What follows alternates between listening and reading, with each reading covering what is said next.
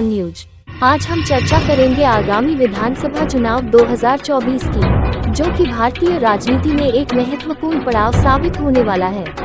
चुनाव का माहौल अब गरमाने लगा है और सभी पार्टियों के उम्मीदवार अपनी तैयारियों में जुट गए हैं।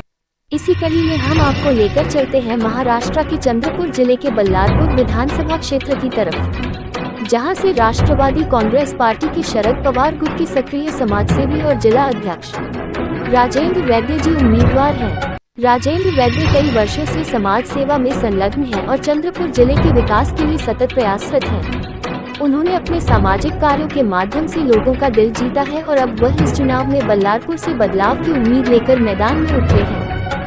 अब हम सीधा चलते हैं राजेंद्र वैद्य जी के पास और जानते हैं उनकी राय इस आगामी चुनाव के बारे में। बल्लारपूर विधानसभा एक ग्रामीण भाग यामध्ये जास्त आहे। बल्लारपूर शहर वगळता उंबुर्णा, बल्लारपूर मूल आणि चंद्रपूर जिल्ह्यातला हा जो CTPS पॉवर स्टेशन आहे, चंद्रपूर तालुक्यातले हे 3 जिल्हा परिषद सर्कल त्याच्यात येतात। पूर्णतः ग्रामीण भाग आहे। मोठ्या संख्येने बहुजन समाज या मतदारसंघात मोडतो। त्यात विशेष करून कुणबी समाज जवळपास 85,000च्या आसपास आहे। त्यानंतर तेली समाज आहे 35,000च्या आसपास, माळी समाज आहे 25,000 आणि शेड्यूल कास्ट 55-60,000 आणि आदिवासी आहे 40,000। त्यामुळे हा अतिशय महत्त्वपूर्ण मतदारसंघ आहे। मागील अनेक वर्षापासून काँग्रेस पक्ष जवळपास इथे 8 निवडणुकांपासून काँग्रेस पक्ष लढत आहे। 40 वर्ष झाले काँग्रेस पक्ष सतत लढत आहे आणि सतत पराभूत होत आहे। राष्ट्रवादी काँग्रेस पक्ष इथे फक्त 1999ला तिथे घड्याळ चिन्हावर जेव्हा पहिल्यांदा पक्षाची स्थापना झाली तर 99ला लढला आणि जवळपास 35,000च्या वर 38,000 मतं आमचे रामभाऊ माडोळे घड्याळवर लढले होते। त्यांनी त्या ठिकाणी 35,000च्या जवळपास मतदान घेतलेलं होतं। त्यानंतर सतत काँग्रेस पक्ष पराभूत आहे। आमच्या पक्षश्रेष्ठींकडे मागणी आहे की चंद्रपूर जिल्ह्यात 2009ला आणि 2019ला जी आघाडी जी झाली काँग्रेस पक्षासोबत, तर दोन्ही वेळेस राष्ट्रवादी काँग्रेस पक्षाला या जिल्ह्यात एकही जागा 6 पैकी एकही जागा मिळाली नाही आणि त्याच्यामुळे हा जिल्हा विधानसभा उमेदवार न लढवणारा या जिल्ह्यामध्ये राष्ट्रवादी पक्षाच्या संदर्भात अशी भूमिका होत आहे। त्यामुळे या जिल्ह्यावर प्रचंड अन्याय पक्षातर्फे होत आहे।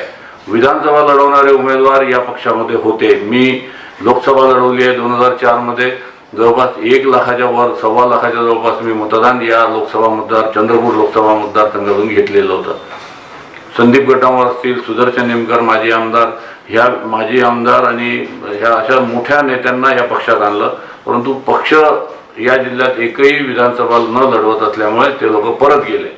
मी अजूनही आदरणीय पवार साहेबांवर आमची श्रद्धा आहे आणि त्यांच्याकडे पाहून आम्ही या पक्षात अजूनही आहे। हा मतदारसंघ इंडस्ट्रियलही आहे आणि कृषी प्रधानही आहे। त्यामुळे सुधीर मुनगंटीवारांना मागच्या 45 वर्षापासून या क्षेत्राचं नेतृत्व ते करतात आहे, परंतु शेतकऱ्यांच्या शेतीला पाणी मिळालं पाहिजे म्हणून एकही सिंचन प्रकल्प या मुनगंटीवार साहेबांनी किंवा विद्यमान आमदारांनी मंत्र्यांनी आणलेला नाही।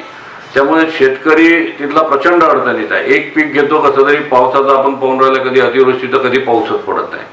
त्यामुळे बारमाही पाणी मिळालं पाहिजे। अशा नद्या आणि त्या ठिकाणी नाले, बारमाही वाहणारे नाले आहेत, परंतु तिथे सिंचनाच्या सोयी यांनी केल्या नाही। त्याला माझं प्राधान्य राहणार आहे। शेतीवर आधारित उद्योग या क्षेत्रामध्ये मोठ्या प्रमाणावर उभे राहू शकतात। मुनगंटीवार साहेबांनीच एक शांतिकुंज चालवण नावाचा एक प्रोजेक्ट राजकारणात येण्यापूर्वी या मतदारसंघात उभा करायचा प्रयत्न केला। लोकांकडून मोठ्या संख्येने शेअरच्या रूपाने पैसा गोळा केला आणि त्या पैशाचा काय घोळ झाला आणि कुठे तो पैसा गायब झाला त्या शेअरधारकांना काही मिळालं नाही। तोच प्रोजेक्ट सांगाडा उभा करून मूलच्या MIDCत उभं ठेवलं आणि त्या प्रोजेक्टला मग जयंत पाटील आमचे प्रांताध्यक्ष त्यांनी तो कारखाना विकत घेतला आणि सुरू करून दाखवला। जे पश्चिम महाराष्ट्रातला माणूस आमचे जयंत पाटील साहेब करू शकतात ते हे का नाही करू शकले?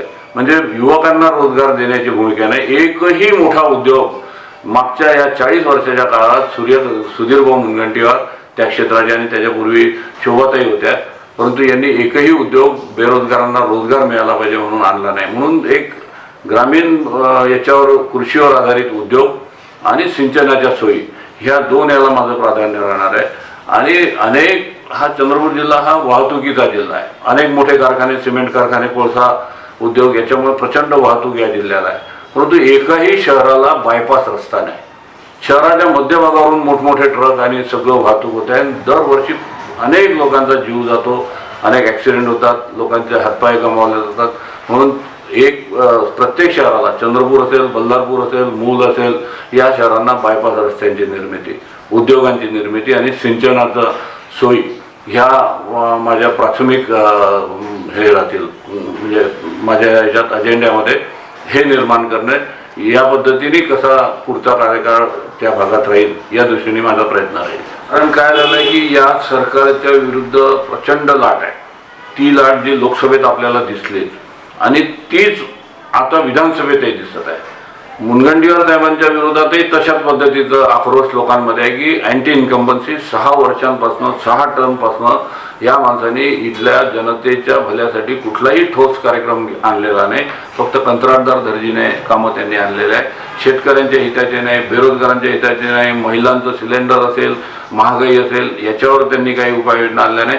म्हणून ह्या सगळ्या समाजातल्या सगळ्या घटकांची प्रचंड नाराजी या विद्यमान सरकारवर आहे. आणि ज्या पद्धतीने पक्ष फोडले यांनी, राष्ट्रवादी काँग्रेस असेल आणि शिवसेना असेल, तेही महाराष्ट्रातल्या जनतेला हे जमलेलं नाही. किंवा हे पक्ष फोडून केवळ सत्ता स्थापन करण्यासाठी, सत्तेसाठी हपापलेले भारतीय जनता पक्षाने हा जो प्रकार महाराष्ट्रात केला आहे, याच्या विरोधात जनतेमध्ये प्रचंड रोष आहे. त्याचा परिणाम लोकसभेत आपल्याला दिसला, तोच विधानसभेतही दिसेल.